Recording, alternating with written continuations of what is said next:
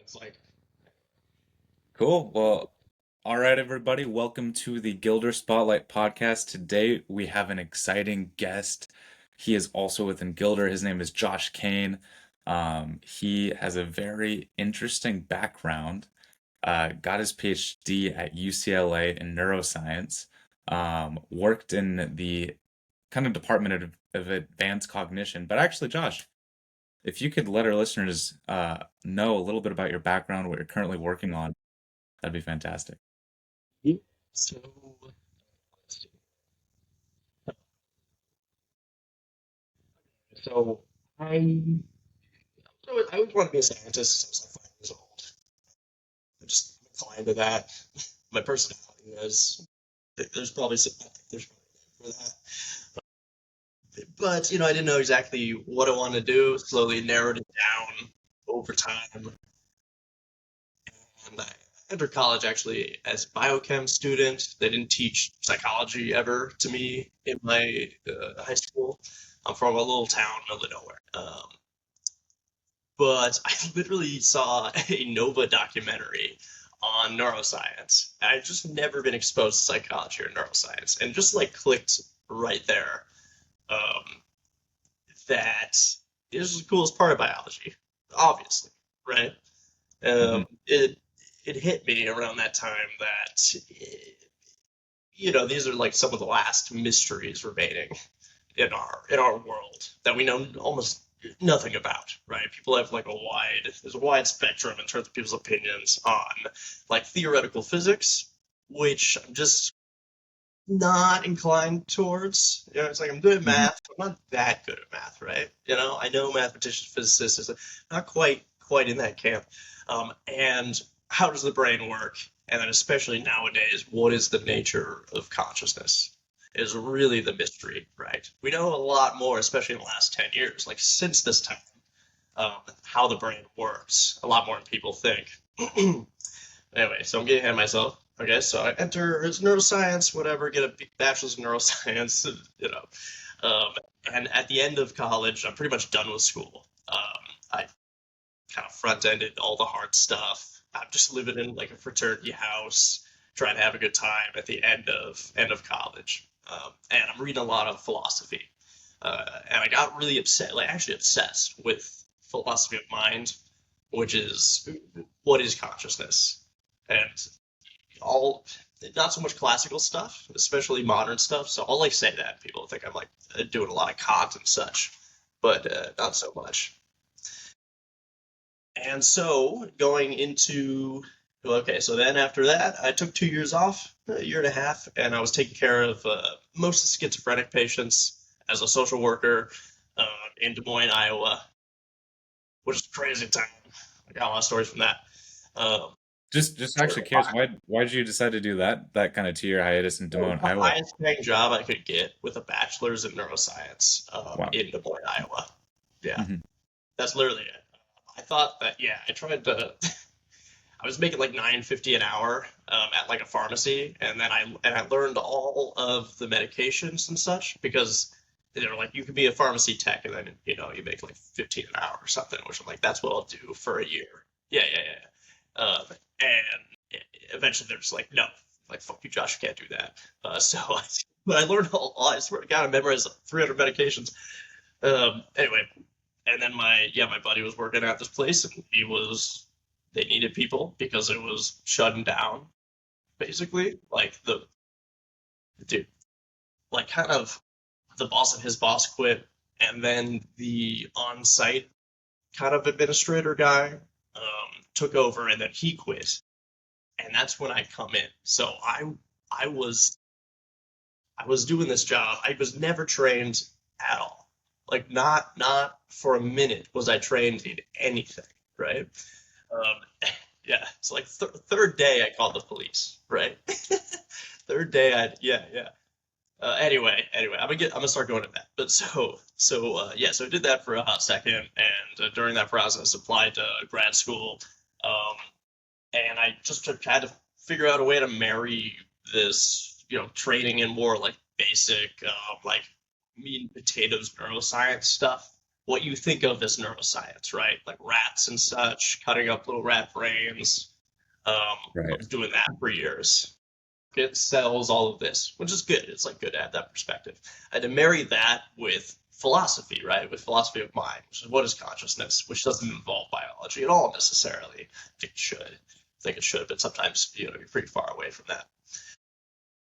And I ended up luckily being able to go to my favorite way to merge these. My favorite lab after I literally just like looked at all the top schools and went down every single professor.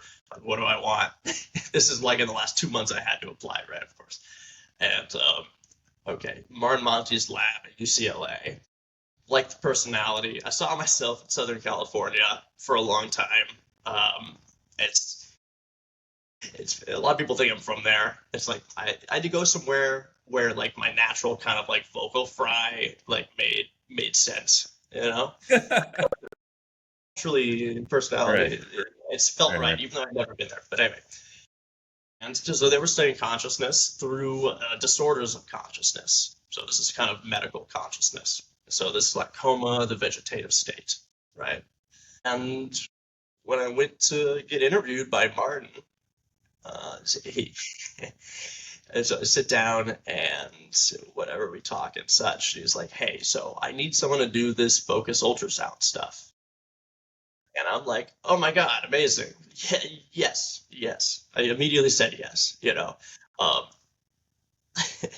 not not fully grappling with the responsibility that entails. Like, no, no, no, are you sure? Okay, okay. So then I thought about it. So I had heard about his recent experiments using this new form of brain stimulation to try to induce recovery in patients in coma, right? Or recovering from coma. They're actually, a few of them are in coma. It's all coma, vegetative state, and the minimally conscious state. Was It's that actually was that the radiation. neuromodulation? That's what it is, yeah. So I'm not sure if people understand neuromodulation or brain Maybe stimulation if you could more. tell in layman's terms, what is neuromodulation? Yeah. So I mean, so my layman's term is brain stimulation, right? So it's just so neuromodulation is any technique that induces a change in neural activity.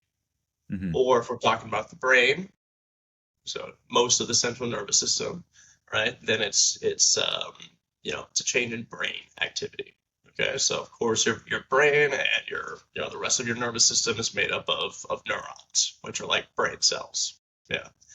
So these, I mean, and that's where the term comes from, right? These individual cells. So anything, by my definition, this is like maybe a little controversial to some. Because everything stimulates the brain technically, right? Like, I mean, you're But not touching a everything. table, right?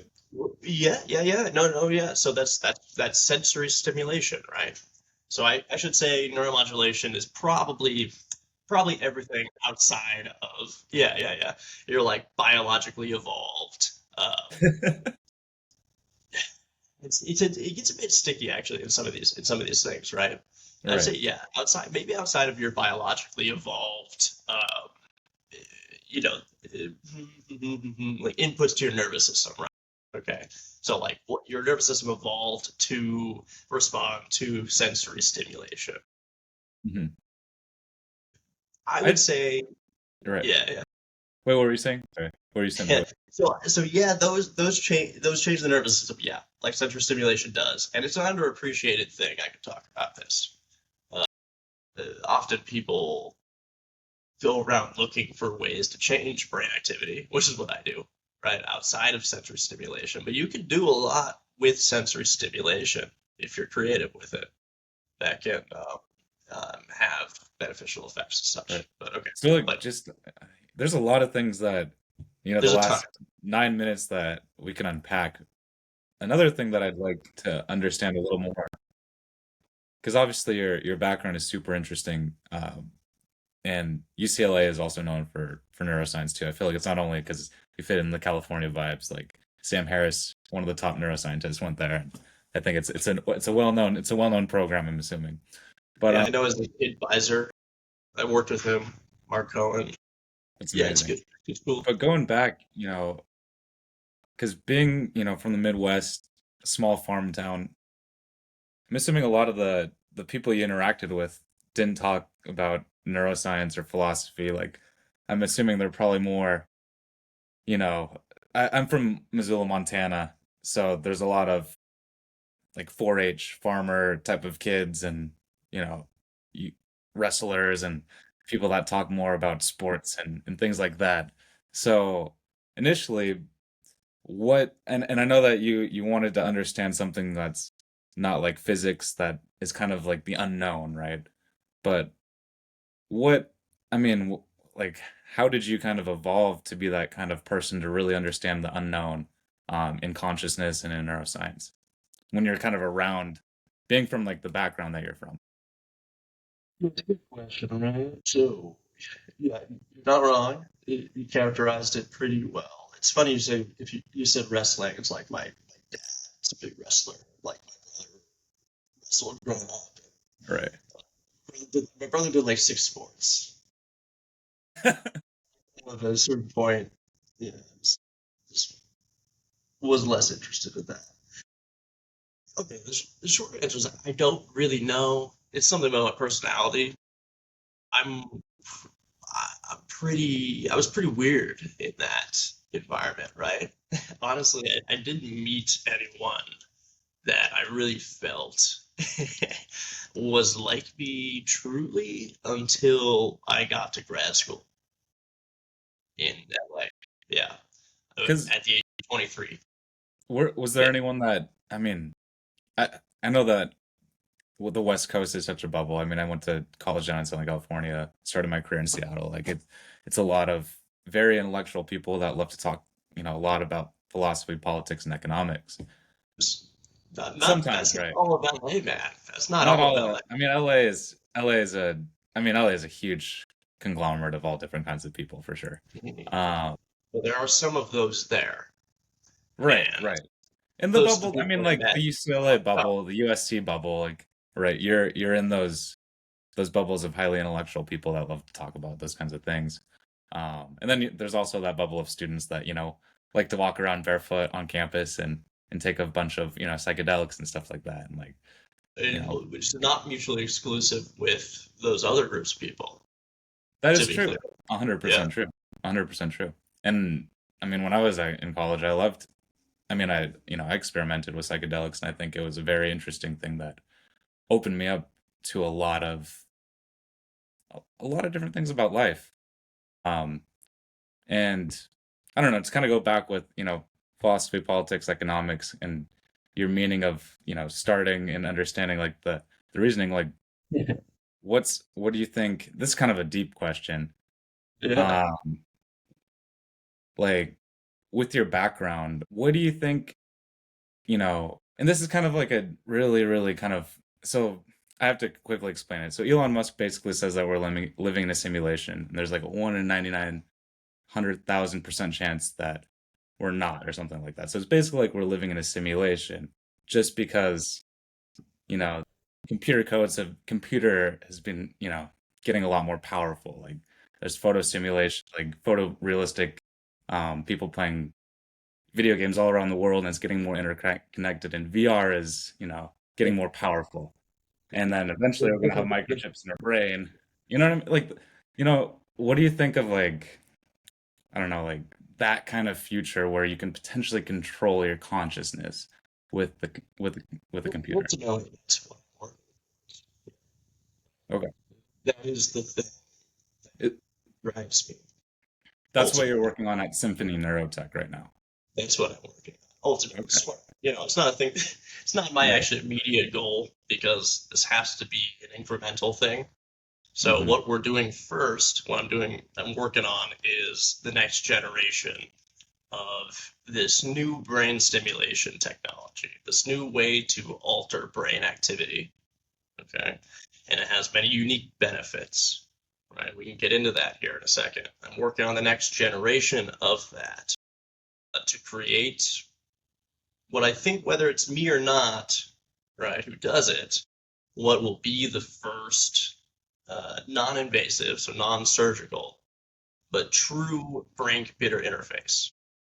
So it's a yeah, it's a true brain-computer interface because it's two-directional, right? So this technology has the ability to both image brain shape, the structure going on, right, where certain areas are, brain activity at a resolution comparable to MRI.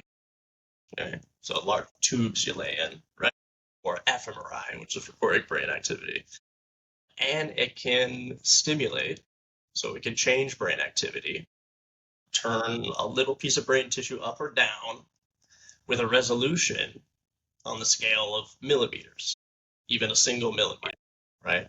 So, and this is all non-invasive. Like I've done this, a So this is version of it, essentially right, like in neural. myself over a This hundred is like times, right? this is like Neuralink without Sort of, being implanted into your skull. yeah, sort of, right? So exactly, yeah. So ultimately these invasive methods like Neuralink, Hmm. I mean, that's a key thing. So it's like, okay, so sorry. So eventually these invasive methods are probably going to be what leads to things like, kind of a full immersion virtual reality, let's say, or these sorts of things you're thinking about, right? Kind of simulation, or brain uploading that'll let you live Or forever even like, in a computer, implanting a right? language in your brain, like Yeah, some exactly. or a So skill what I'm or working on now does not, I don't believe is going to have the resolution to communicate that degree of information, right? It has enough resolution, like single millimeter resolution, right, to be a meaningful exchange of information both directions, right, from brain to computer and back. So that's critical and huge. And you can do a lot of crazy things with that in terms of curing disease and does it getting use towards the kind of sci-fi stuff, getting towards it. But ultimately, these invasive techniques are going to Mhm. be what you need to, go all the way, which is really what like Elon Musk is after there, with Neuralink. But they're going to take a while. There's a lot of challenges with these invasive approaches. Yeah.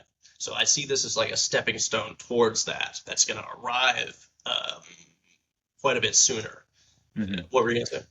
I was just wondering, just with your unevasive approach, what kind of technology do you utilize in order to have the brain connect to the computer and the computer connect to the brain? So good question. So this is so the technique I'm using is called low intensity focused ultrasound. So it's amazing. Yeah. So that Exactly what you studied kind of with at UCLA, right? so I've been working on this. That's where we cut off in my life journey. Yeah, as far as like, hey, do you want to do this ultrasound stuff? And I was really excited about it because he had just run the first patient in the first clinical trial ever conducted in humans using this new form of brain stimulation that had just been kind of rethought about. There were some early studies like years and years ago, okay, in the aughts, right? So kind of like maybe 2007, 8, that sort of time. People are like, oh, I wonder if that was correct. Start trying it in animals, and they find out that, oh my God, ultrasound, this thing that every hospital in America uses, every day pretty much, it turns out to be a form of neuromodulation, right? At the right intensities and kind of some other parameters, is able to alter brain activity. Nuts, right? This thing that's just been sitting around under our noses the whole time. I'm telling you right now, this is probably going to be the underlying mechanism of the first really, truly capable non-invasive brain-computer interface. So a BCI that can I believe very likely, cure many diseases, or at least treat very well many diseases, and allow some back and forth communication, but not, but you don't have to do surgery. That's safe. That's amazing. And why don't you think are there any other like medical technology companies that are trying to that understand this technology? why haven't they started anything like this? I think it sounds like you're There the are first. others. There are There others. are Yeah, there there are, are but they're others. all very new. So this Okay, is happening extremely fast. Yeah, I have to got it. do this now. I have to do this Right. now for you know for a few years. It's the pace of- it's the And pace of- so, let me just here. So give a perspective. I want to hold like pull up the slides here. So to start doing animal work, like I said, in the aughts and such, like I'm in high school. Um, and just then the first human trials were done in like 2013, 14. Okay. Now this is like two labs roughly. Okay. And about three had run like a person or two. Martin does the first clinical trial, beginning with one patient. This is a patient who had entered a coma, right, some 23 days ago. Okay. And I don't know if he probably recovered into a vegetative state. I'd have to look at it, which just means that you open your eyes and you have day-night cycles. That's it. Respond to pain. Okay. It's pretty much, but you're technically unconscious if you're correctly diagnosed as in a vegetative state. Um, but he was not recovering for a period of 2 or 3 weeks. So he kind of plateaued for most of these 23 days. And so he's not getting better. Martin's been for years trying to set up go through the regulatory stuff required to do this. It's like a 3-year process, apparently.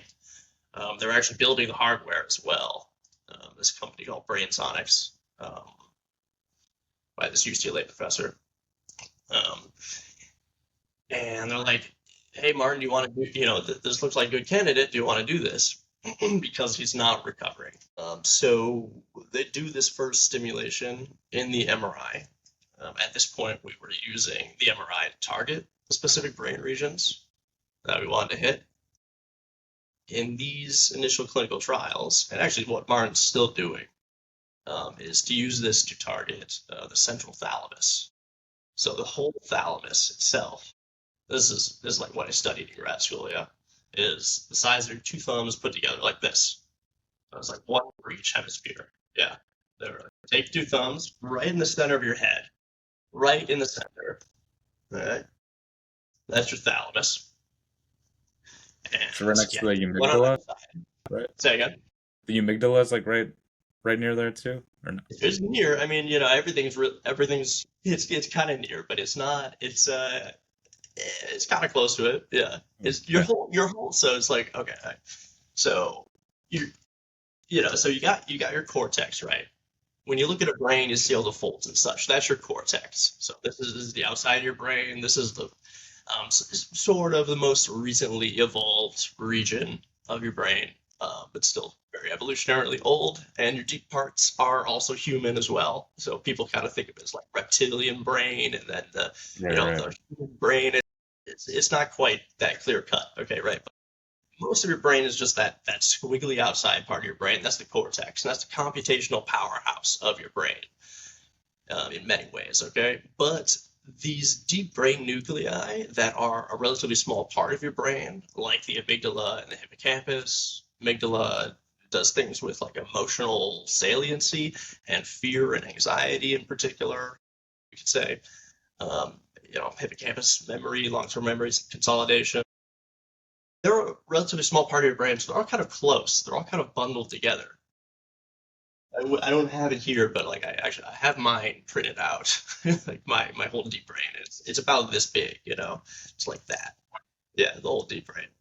Yeah. So they're all pretty close, okay? But right in the middle of that, right in the very middle, is your thalamus on both sides, both hemispheres. Okay, so it's so midline they're actually attached together, right? Yeah. Now I'm not targeting just the thalamus with this, right? I'm targeting just a particular part of it, just the central thalamus. So I'm putting in this case, this was a beam, right? Something like this, let's say, just like right through the center of the thalamus.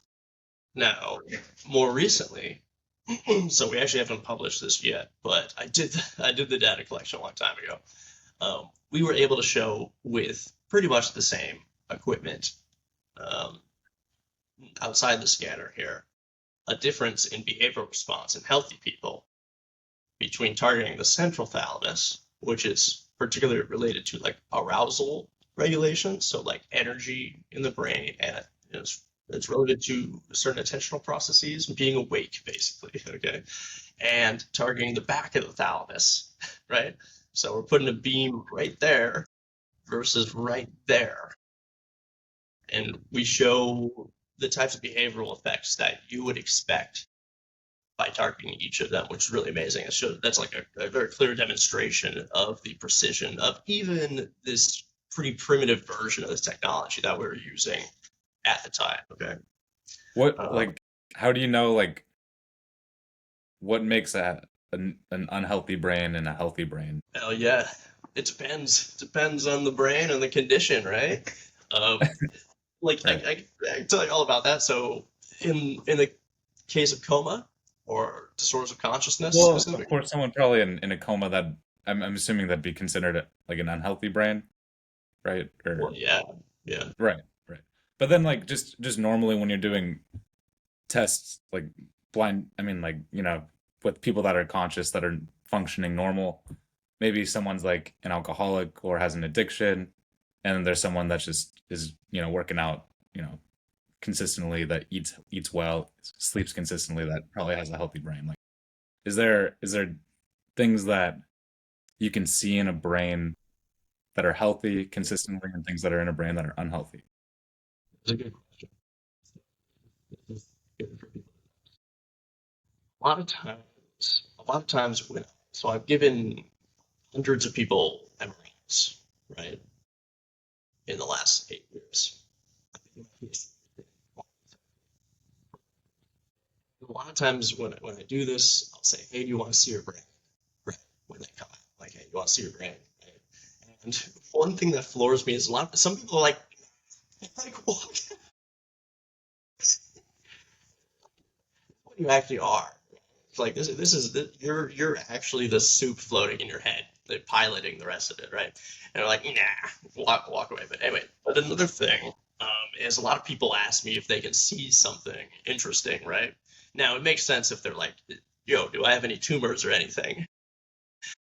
I'd ask that. I used to scan myself like monthly, right, just to avoid that because I could. But a lot of times people are like, "Hey, do I look like an idiot or something?" Right? Like, "Oh, I bet you see some weird stuff in there." Is a joke that I've never heard before, right? Um, and you can't. So there's very few kind of like large scale things that you can look at on an MRI on about the structure of the brain that tells you the difference between a generally healthy person and someone that has a mild addiction, let's say. Okay. Now, if you're like a severe alcoholic, right? So literally, you're getting most of your calories from alcohol daily.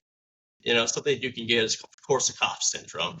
There's a reason it's an Eastern European sounding name. You got to be like mostly living off vodka, right? um, Pretty severe. But that level of an addiction, in particular, right, to alcohol, you can see gross changes in the brain, but you're not going to look at it even and see it. But you could measure it and say something. There's a lot of people that just don't get enough sleep consistently, that eat horrible food. That's probably not good for the brain, right? Compared to, right? And it accumulates Yeah, up, right? it definitely does. It definitely does. Yeah, no. So I don't get nearly enough sleep myself lately, so I'm like a massive hypocrite just because I'm starting a company, Right, for the right. first time. And, hopefully that'll be a brief period, and I'll accept the sacrifice. But yeah, no, like not sleeping well is terrible for you. Stress is terrible for you, like anxiety, right? Mhm. But does that Wait, play a let factor? me make I a mean, point though. Let me make a point okay. first, okay? Let me make a point. So it's what I'm building up to is people. There are ways you can look at the brain that you can tell more minute changes, right? Like you can group people that have different types of depression from each other, right? It's just a much more fine-grained look at it. You have to look at the activity, right? and not just the activity, but the way that well, it's really just way different brain regions are talking to each other, okay, and the different ways that these networks behave. Okay, so it's just there's just many levels above that, many levels above the structure that you need that really only very modern neuroscience has uncovered that allow us to say a lot about the brain one way or another. For instance, I'll just finish real quick. So the what's amazing, I have a on one slide I have a picture of two different ones of our patients. Okay, one of them looks very normal. One looks very normal. There's some brain damage. So you see this, basically their brain looks like kind of shrunk a little bit, right? It's more like floating in fluid, and that's the damage you get. But this one, just a little bit, if anything. Brain neuroscientists look at it and be like, I'm not, maybe they have an injury, right? Other one, they're missing 80% of their brain, right? So massive holes in their brain that are their ventricles, these fluid-filled chambers swelling up because the tissue's gone. But the one that looks normal is unconscious, and the one that is missing literally 80-90% of their brain mass is conscious, right? Like conscious enough to actually respond to command. Okay, as occasionally, right? Like raise your hand, raise your hand. The other one is not, and that's because of the particular role that different regions in your brain play. Okay, so it's not as simple as this. There are ways to tell the difference between, say, a conscious brain and unconscious brain. A brain that is a healthy person and someone who's not as healthy a person. Sometimes there are ways to distinguish those things now, but it's just like much more minute, and we'd have to really go into it to understand. But we have those tools now. Yeah. Do you think that we'll ever be in a time where they say once you get some sort of brain damage, it's permanent damage? Do you think we'll be in a time where we can actually start healing someone's brain, so they can actually, potentially have, curements from particular things? Yeah, maybe. That's actually Because pretty. another, Yeah. and while you think, because another thing I'd like to bring up, like for example, I dislocated, and I know it's a little bit different, but I dislocated my shoulder, and once you dislocate your shoulder, the tendons are basically permanently damaged, right? I'm kind of comparing this to the brain, but I actually started getting um, a stem wave treatment, which is fairly similar to kind of what you're saying. It's like all kind of uses basically like acoustic waves to heal the tendons within, and it's actually making little micro adjustments and healing um, my tendons, and actually it's partially cured like my dislocated shoulder almost. I don't have to get surgery, for example. Do you think there's going to be some sort of technology similar for the brain? So, okay, probably. Okay, look. So, in the fullness of time, if we were to assume we're going to stay purely biological, let's say, right? Hmm. Like we stay in this form, maybe we have to, right? Maybe we have to. Then, yeah, probably we will find a way to achieve that through. It could happen soon as well. I'm not so well versed in biochemistry as I I once was better, and I was never a real expert in biochemistry. But coming here, I've met a lot of people that work, very intently on longevity programs or longevity related technologies, right? They're coming out at the very forefront, and it is amazing some of the things they're trying to do. Um, but I don't know. It's hard to say. It's hard to say. I argue with them, and I would really suggest that we got. I think AI is going to hit us before those advances, right? Like I think whatever modern AI does very very soon will determine that either it'll wipe us out, or we'll use those techniques to do everything from that point. So Another that will determine. another question that we can kind of another thing I want to segue into really quick is, do you think AI could ever have consciousness? Yeah, for sure. I mean, I think there's a very good chance that it has consciousness now, right? people think so. Yeah, that's the core of what I'm interested in, right? Is what's the nature of consciousness? Right now, I'm using brain simulation to try to cure Parkinson's, right? That, but that is in my whole Really plan, a cool. stepping stone towards mapping the underlying neural correlates of consciousness. So the brain mechanisms behind consciousness, and using those through brain stimulation to be able to enter whatever state of consciousness you might want. And that's kind of my ultimate goal here. I think it's all of our ultimate goals, one way or another. 100%. I So, mean, imagine if you don't have to, imagine if you don't have to sleep. Imagine if you don't have to drink alcohol to get those feelings of being drunk. Imagine well, if, yeah, yeah, I mean, exactly. people would love that. I mean, that would be, I Yeah, mean, no, if, yeah, if of there's a course. technology to do that, I mean, that would be probably, that'd be, whoever invents that would be the wealthiest person in history. Like, You might not need, you might not care, right? You might not care about wealth, right? It's these sorts of we're just like we're just apes walking around. Like ultimately, you. I tell you what, something that I've really internalized more and more through just living life and understanding psychology and like looking at my own is a lot of people think that you have control over your decision making in a very human way, in a very like top down, intentional, like cortex driven way, right?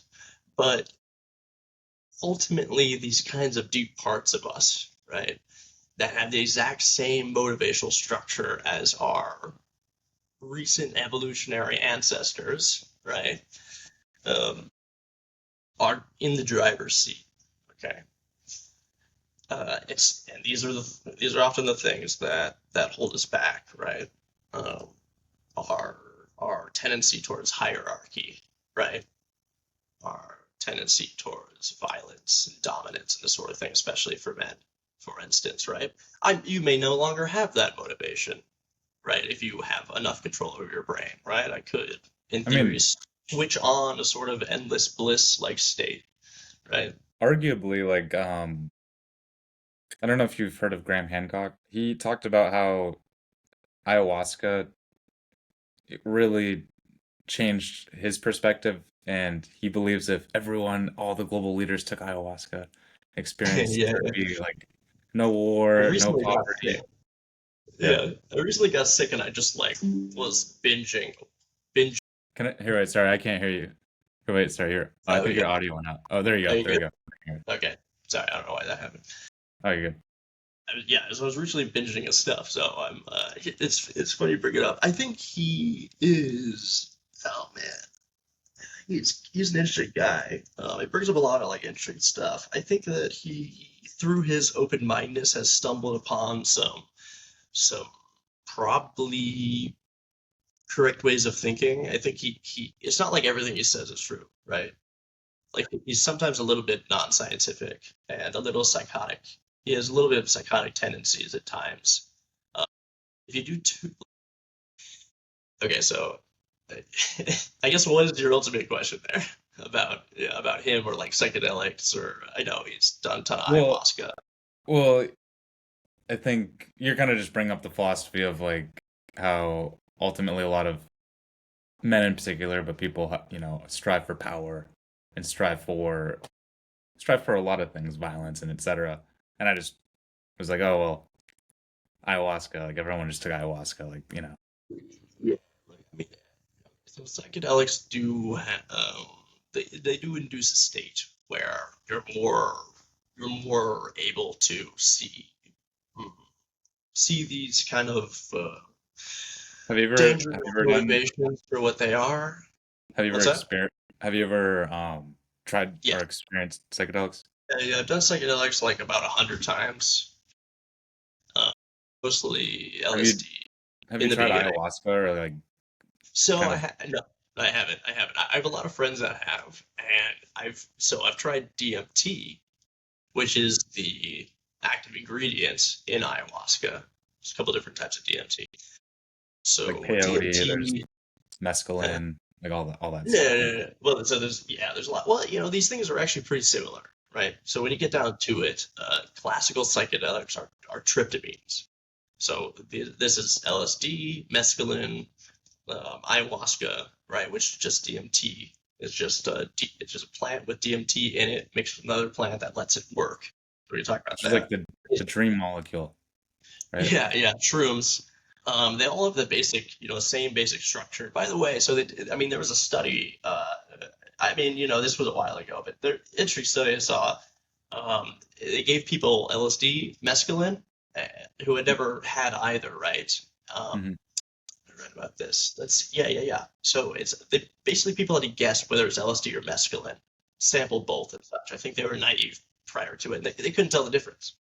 Like nobody could tell. There wasn't statistically significant difference at all from the effects. But anyway, they all have a kind Interesting. of grouping effects, but DMT is just the strongest, right? DMT is just the strongest tryptamine and the strongest Yeah. psychedelic Yeah. that we know It only of. lasts, I mean, if you do like just, it only lasts like 15 minutes, right? If you smoke it or if you inject it, yes. Yeah, and that's because it's broken down. I think primarily by monoamine oxidase. So It's they're, interesting yeah, that you can feel like vibrations too, right? vibration. So yeah, no, if you have a big enough dose of this, which I haven't quite had this Hmm. experience, I want something left. I want something left. I'm a little older, right? Um, but yeah, no, you're in a completely different universe. What's very interesting is that no matter who you are, where you are, your background, these things influence the experience you get. Um, but uh, generally, what people experience is a kind of hidden world, right? That's ineffable, unable to explain, right? Built of some substance that they've never seen before. It's like kind of made of energy or something like this nature. And there's always a usually benevolent, godlike character, kind of like showing you this world, right? Now that looks like many different things depending on who you are in your experience, right? It could be like an alien, or it Another could be ayahuasca, like it could a be, god, literally. Yeah, right. but it's always that sort of, it's almost always that sort of framework for the experience, which is amazing. So I just want to look at something. Yeah, no worries. It's interesting that it's almost always that framework. And when you look at old Hindu, oh yeah, One you're good. second. Like old Hindu art and old, like actually, yeah, if you look at a lot of Hindu art, it looks very psychedelic. And I think a lot of the roots of religion, potentially stem from psychedelic use. And that could be a whole entire conversation. Another thing, Josh, I know you're super busy, and I definitely want to invite you on again because there's a lot more things we can talk about. But Yeah. just as far as what you're working on, if you can let everybody know, about Symphony NeuroTech. I know we already talked about it, but then another thing too, what kind of advice do you have for founders, entrepreneurs, um, and those that are aspiring to be that? Yeah, I need it. Or time, right? Like, All right, all right. I've learned something. I've learned something in the last 4 months here. So I'm look. So I'm really good at what I do. I'm the look. So I ran some of the first studies using this technology. Right. I'm very confident. Don't get that I'm not confident in what I'm doing here. Right. Um, but I'm new to being an entrepreneur, honestly. So I don't feel like I'm really in a position to give advice about that. I'll All right. give people advice about How about psychology. how about Yeah. advice for aspiring neuroscientists or folks that are really trying to get into top universities like Berkeley, UCLA, and that are trying to go down that path? Let me think here. Okay. Okay. Two things. So, just for people trying to go down the academic path, academia is something that should continue and that has some unique benefits to it, right? Something that society should put a lot more resources towards ultimately. But it is broken in a way as of late, and it's very inefficient. It's very slow. It can't keep up with the pace of information exchange and technology these days. I don't know what the solution is, but just, be aware of it. A lot of people that want to go and be academics, the vast majority just end up not wanting to go down that path. You're basically barely able to survive economically as an academic. You kind of have to be already wealthy or something, right? So most, if you're going to go get a PhD, most people end up leaving that. It's still using that knowledge, right? But in a different environment. So anyway, that's something I would warn people with. And then whether or not you're going to be a professional neuroscientist or psychologist, or you're maybe someone older that just like wants to get into psychology or neuroscience because it's interesting, because it is ultimately the study of you and your experience, right? You can look at it that way. For that, and this is also relevant to all kind of highly academic topics or complex topics, right? Is just be aware of the Dunning-Kruger effect, which is, you heard that? You heard the Dunning-Kruger effect? Yeah. So it's kind of like an old theory in psychology. It's the well validated one, I believe. Um, it's the notion that people that are less competent in a certain area, yeah, so in a certain area of study or maybe in general, people that are less competent, right, are more confident about their ability. So if you are less good at something, you tend to overestimate your ability in it. If you just start looking at something, when you learn some facts about it, like one night you like watch a documentary on something, right? And then you get a conversation with the people who are talking about something. Don't be surprised if you get just like swatted down because you feel like, oh, I know everything about this topic now, but you don't. And on the other end, the more competent people often underestimate their ability on the other end.